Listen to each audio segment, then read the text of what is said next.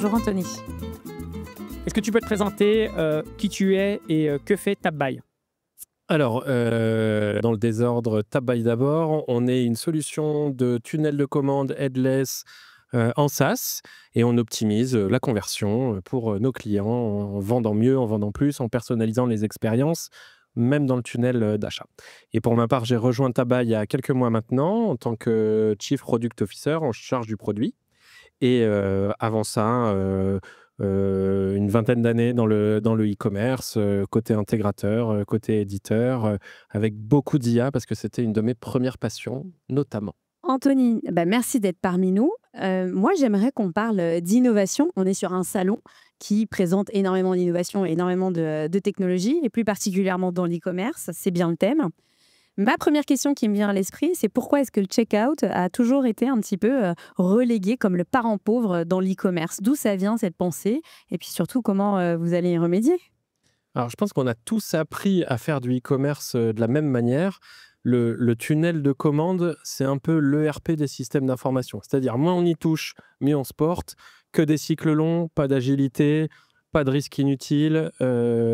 D'ailleurs, en français, c'est assez marquant, mais c'est le seul langage dans lequel on fait comme ça. C'est un tunnel de commande. Il y a une entrée, une sortie. Il ne faut surtout pas déranger les personnes qui Le sont terme dedans. tunnel, il est quand même hyper lourd. Hyper lourd, hyper cadré, hyper bloqué. Et ce qu'on observe, c'est que quand on analyse nos stratégies e-commerce, parce qu'on y a tous contribué chez des annonceurs, pour des partenaires, etc., quand on analyse les stratégies e-commerce, on se rend compte que sur une roadmap d'un an, il y a 3 ou 4 releases qui vont toucher le tunnel de commande. Sur ces 3 ou 4 releases qui touchent le tunnel de commande, on va majoritairement faire du bug fix. Et puis, quand on est un peu fou, on rajoute une méthode de paiement, une méthode de livraison. Et on fait ça pendant entre 24 et 36 mois. Pendant au moins 2 ans, on ne fait que ça, donc c'est-à-dire à peu près rien. Et au bout de 24 à 36 mois, partout, on observe le même comportement. On se repose, on prend du recul et on se dit zut, il faut que je le refasse mon tunnel, quoi. Il faut que je me remette à la page. Et donc nous, on vient casser un peu cette dynamique-là en se disant non, le tunnel de commande, c'est pas one fits all. On peut personnaliser l'expérience en tunnel et on peut être hyper agile avec un tunnel, le faire évoluer toutes les semaines, tous les mois avoir des releases majeures et vraiment dynamiser cette partie qui est ultra structurante dans la conversion. Anthony, je te félicite. Ça fait quelques minutes que tu as pris le micro. Pas prononcer le mot magique d'intelligence artificielle. Alors moi, je vais te poser la question. Qu'est-ce que l'IA vient faire dans tout ça? Alors, l'intelligence artificielle, donc on veut personnaliser les expériences en tunnel. Pour personnaliser les expériences, on a besoin de 2 choses. La première, c'est la data. Donc, je vais parler de data en premier. Donc, on vient capter énormément de data première, data first, sur le parcours des utilisateurs dans les tunnels. Donc, on va on va avoir les flux de clics, donc les hésitations. On va avoir tout plein de choses liées à la géologue si on est en mobile, quel OS, quel navigateur. On va avoir accès à plein d'informations. Cette donnée-là, elle peut nous permettre de personnaliser un petit peu, mais ce n'est pas assez. Donc, on va la croiser avec une donnée tierce. Donc, on va acheter des banques de données. On va aussi partager des banques de données. Dans un tunnel de commande, il y a forcément un PSP.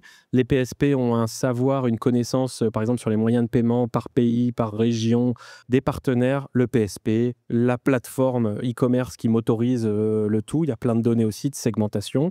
Et puis, on va acheter de la donnée tierce pure, genre des analyses démographiques sur qui possède des iPhone 15 en France. C'est plutôt la CSP+, à 82%.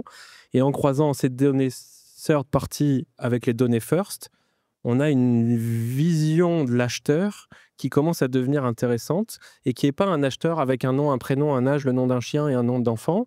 On a d'autres choses un peu plus exogènes à son parcours, à sa manière de consommer. Et en partant de ça, on va aller nourrir des modèles d'IA. Donc là, on tombe sur l'IA. On va aller nourrir des modèles d'IA. Et ces modèles d'IA vont déclencher des personnalisations. Et ils vont les déclencher pas tout en même temps, parce que sinon on serait contre-productif, on aurait une espèce de sapin de Noël qui clignote dans tous les sens dans le tunnel. Donc on veut un truc où l'IA se nourrit de la donnée, a un ensemble de stratégies de personnalisation, des messages, des promotions particulières, une expérience des champs à rajouter, à supprimer dans le parcours du checkout. et l'IA va déterminer et décider ce qu'elle va jouer comme personnalisation et ce qu'elle ne va pas jouer pour te proposer à toi un parcours particulier qui est normalement plus transformatif, plus conversationnel que la normale. L'IA, ça fait des décennies que ça existe. L'IA générative, il y a quelques années. Et maintenant, on entend parler de plus en plus de l'IA agentique. Déjà, est-ce que tu peux expliquer de manière très, très simple qu'est-ce que c'est et quel rôle ça va avoir dans le checkout? Intuitivement, je comprends ce que ça peut être avant le checkout, mais dans le checkout, comment est-ce que ça peut aider? Donc, l'IA, les 3 grandes phases qu'on a vécues. Prédictive, c'est de l'IA statistique. Elle fait du rapprochement statistique. Générative, c'est ce que nos amis d'OpenAI ont complètement généralisé, c'est conversationnel. On apprend sur des grands modèles de langage, notamment une langue, la langue française, et on peut converser avec une IA, donc avec une application, un ordinateur, et construire des phrases. L'agentique, c'est le niveau du dessus. On prend le conversationnel, donc on sait discuter avec une IA, et on lui ajoute la capacité à prendre des actions, à faire des actions. Donc les actions en IT, c'est des API. Et donc, une fois qu'on a cette IA conversationnelle qui sait converser et qui en plus sait agir, on a potentiellement de l'agentique, c'est-à-dire on a une IA qui peut être autonome. Les actions, ça va être je vais interroger un transporteur pour savoir où est la commande, je vais interroger la plateforme e-commerce pour savoir si je peux générer à la volée un coupon de réduction. Et donc, l'agent, on veut qu'il soit autonome, que ça ne soit pas quelque chose de déterministe. Et donc, qu'est-ce qu'on peut faire dans le tunnel? On peut faire plein de choses. On peut avoir un agent qui va converser avec l'utilisateur parce que sur détection d'hésitation sur des champs ou un champ qui va être ressaisi plusieurs fois avec une erreur qui vient taper dans le formulaire, l'agent peut prendre la main et puis essayer de guider. On peut avoir un agent dans le tunnel qui va proposer des alternatives. Je cherche à acheter, on a des clients très luxe avec des très gros paniers moyens. On cherche à acheter un panier à 6 500 €. On a l'argent sur le compte, mais on va taper une limite sur la carte. On va essayer, un utilisateur lambda, il va réessayer plusieurs fois, il va avoir le retour faux. L'agent, il peut détecter et rentrer en conversation, proposer à la personne de se connecter à son appli de banque et d'aller relever son plateau, son seuil autorisé, ou alors complètement prendre la main sur l'expérience front et dire « Ok, je ne vais pas engager cette conversation-là avec l'utilisateur final, l'acheteur, je vais splitter le paiement en deux, je vais lui proposer de rentrer 2 cartes et 2 paiements en coupant le montant en deux pour essayer d'avoir un succès. » Donc, on peut avoir de l'agentique sur beaucoup de sujets, de réassurance, de discussion, d'aide à la conversion, discuter des conditions générales de vente, des conditions de retour, et finalement, essayer d'améliorer l'expérience, la satisfaction client et la conversion, évidemment. Anthony, on sent que tu as des convictions sur l'IA et l'IA agentique plus particulièrement. On a bien compris ce que Tabbuy rentrait en ligne de compte et ce que pouvait faire notamment sur la customer experience. T'imagines quoi, toi, pour le futur de l'IA agentique? Ou en tout cas, qu'est-ce que Tabbuy aimerait bien pouvoir faire de plus? Parce que vous faites déjà énormément, mais il y a encore des champs des possibles totalement ouverts. En fait, qu'est-ce qu'on imagine? On n'a pas la prétention de savoir dire ce que va être le futur. Et pour le coup, on a la chance de parler avec des très gros acteurs d'IA aujourd'hui, tous les plus gros, et on leur parle aussi et surtout pour les écouter sur leur roadmap, leur façon de voir les choses, sur le futur du commerce avec les agents. Et ce qui en ressort, c'est que personne n'a vraiment la réponse. On imagine des futurs, mais on ne sait pas trop ce qui sera l'avènement de l'agentique en commerce. Par contre, on est tous persuadés d'une chose, on n'échappera plus à l'IA. On n'échappera plus à l'IA dans nos vies, dans nos manières de consommer, d'agir, de faire les choses. Donc, forcément, l'IA aura un impact sur la conversion et sur le commerce. Forcément, il faut y réfléchir maintenant. Ce sont des enjeux qui sont extrêmement... c'est des investissements lourds, c'est des transformations lourdes d'entreprises. Et donc, la conviction qu'on a, nous, c'est on vient avec une capacité à investir sur l'intelligence artificielle qui est strictement supérieure. Je pense que je peux le dire. notre capacité à investir sur l'IA en checkout, elle est strictement supérieure à peu près tous les marchands dans le monde. Pourquoi? Parce que personne va s'amuser à dépenser 1 million d'euros dans son tunnel de commande pour voir ce qu'on pourrait faire avec des agents, vu que je suis en train de dire qu'on ne sait pas ce que les agents feront vraiment demain dans les tunnels. Nous, on peut, à l'échelle, on s'est fixé cette mission-là parce qu'on veut participer à cette révolution agentique. Et puisqu'on le fait, on veut accompagner nos clients pour leur dire tout ce que vous faites en intelligence artificielle aujourd'hui dans vos data lakes, etc., combiné à tout ce que nous, on peut faire dans le tunnel de commande, ce n'est pas des choses isolées. Tout ce qu'on va pouvoir essayer de tester avec vous, des agents en tunnel, du croisement de données first, données tierces, de la captation de comportements pour déterminer des personnalisations. Tout ça, nous, on l'utilise dans notre solution, mais on sait vous le rendre. On sait rejeter toute cette donnée et toute cette connaissance dans vos data lakes. On sait appeler un travail IA plus près, pardon, Jessica. On sait donc interroger un LLM de nos clients et donc vraiment utiliser le niveau de maturité de nos clients en IA dans notre technologie. Et donc voilà, on verra ce qu'on en fera. Nous, on a plein d'idées, on teste plein de choses et on propose ces tests d'expérience à nos clients. Moi, ma réflexion, c'est que l'état du marché aujourd'hui en tant que consommateur, je pense que 99% des checkouts en tant que consommateur, ils sont statiques, c'est les mêmes. Et en fait, il y a un saut quantique avec ta buy où tu passes même pas par une étape dynamique ou par règle ou quoi que ce soit. C'est de l'IA, voire de l'IA agentique. Donc, tu vas pouvoir permettre très rapidement aller vers quelque chose qui est très, très moderne. Alors, je vais faire une petite pause. On va voir, est-ce qu'il y a des questions dans le public à Anthony sur l'IA agentique, sur le checkout? Pas de main qui se lève? Ouais, alors attends, je vais te passer le micro. Bonjour Anthony. Aujourd'hui, le protocole qui semble commencer à s'imposer, c'est le protocole MCP. Est-ce que ta buy a prévu de réaliser son propre serveur MCP, son propre langage MCP?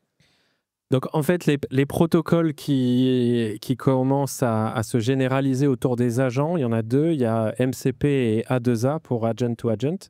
Et oui, évidemment, on se met à la page et on s'aligne à ces protocoles de communication puisque on a une technologie qui se concentre sur le tunnel de commande. Donc, tout ce qu'on fera en agentique, ça sera dans le tunnel de commande. Et il est évident que pour dépasser la fonction de l'agent qu'on va créer et proposer, ça sera intéressant que cet agent il soit capable de parler avec d'autres agents, un agent de service client, un agent de questionnement sur un agent de conseil beauté, un agent de je ne sais pas quoi. Et donc oui, on implémente ces protocoles pour que notre agent il puisse entrer en communication et qu'il puisse se supplémenter, se complémenter à d'autres agents qui pourraient être déployés autour, quelle que soit la techno d'ailleurs. Et c'est bien le but de ces protocoles, c'est de pouvoir faire communiquer plusieurs agents hétérogènes en technologie entre eux pour fournir des réponses plus complexes. Anthony, on a une question chacun. Je ne sais pas ce que Laetitia va te demander. Moi, je sais ce que je vais te demander. Bon, on se connaît depuis 15 piges, donc on ne va pas faire semblant de ne pas se connaître. Tu as eu une grande expérience dans l'e-commerce. Là, l'IA depuis ces dernières années, bien entendu. C'est quoi le truc qui t'agace le plus? Où tous les jours tu l'entends et tu as envie vraiment de secouer les gens ou alors de faire un message à tout le monde et dire écoutez, c'est comme ça. Il y a quelque chose qui te vient en tête? Il y a toujours plein de débats avec l'IA. J'en ai plein à la maison parce que je suis marié à quelqu'un qui me dit qu'une IA, c'est complètement con, que ça ne sert à rien et que ça fait que gâcher le monde. Ça va être sympa les soirées à la maison. Et on a des jolies discussions.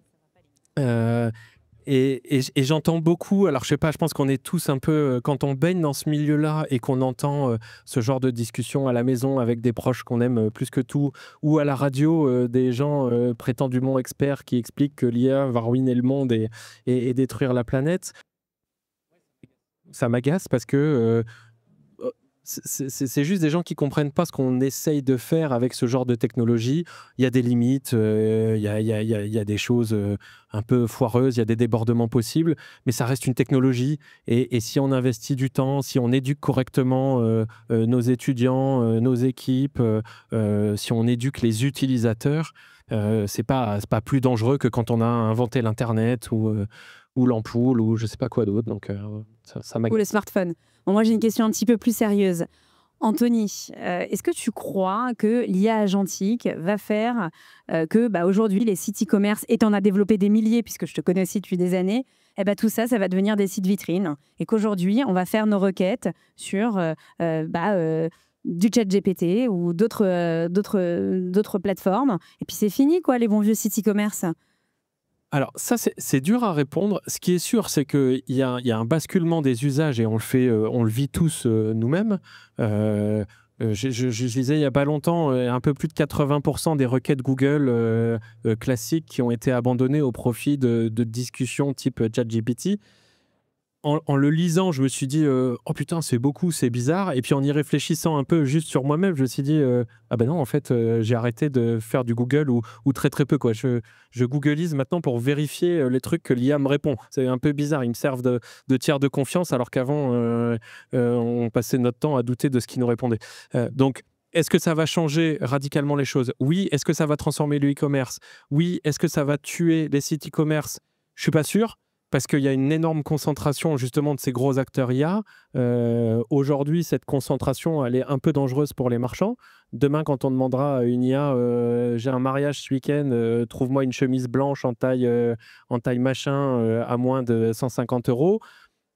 Il est évident que ces acteurs dominants de l'IA c'est pas des assos loi 1901, quoi. Ils vont pas classer les produits en fonction de la qualité et des prix pour sortir le meilleur produit qu'une intelligence artificielle a déterminé. Il y aura forcément un modèle économique et je pense sincèrement et fortement que les marchands aujourd'hui, les annonceurs, ils doivent se prémunir de ce moment-là, ils doivent investir dans l'agentique, dans ses recherches, dans ses agents conversationnels et commerciaux pour comprendre exactement les mécaniques et techniques et technologiques et business et économiques pour être préparés aux négociations futures et à leur trajectoire future sur ce genre de sujet. Mais je ne pense pas que les sites e-commerce et les sites deviendront purement vitrines. Il y a plein de choses, je finis là-dessus, il y a plein en ce moment d'articles qui disent qu'un jour on va confier un budget à l'IA et puis c'est une IA qui fera nos courses.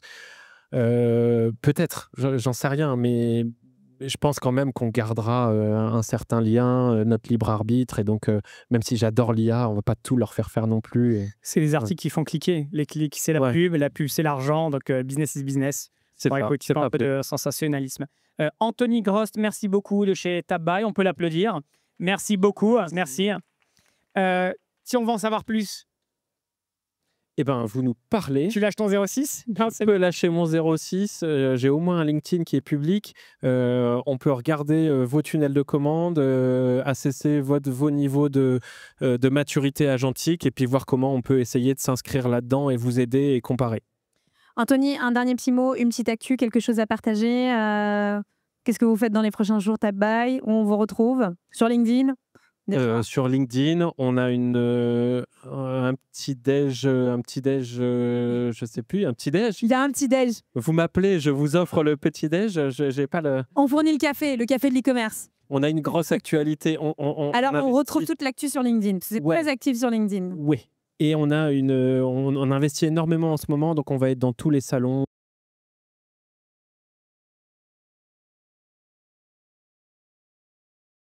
For Retail aussi. Mais nous aussi. Voilà. Monaco après. Un peu moins sûr, mais... On vous emmènera. Bon, tu nous donneras ton avis, tu nous diras si tu as changé ou pas d'avis. En tout cas, comme je l'ai dit tout à l'heure, tu as des convictions fortes et c'est très bien de les porter ici sur le stand du Café de l'e-commerce. Merci Anthony. Merci. À bientôt.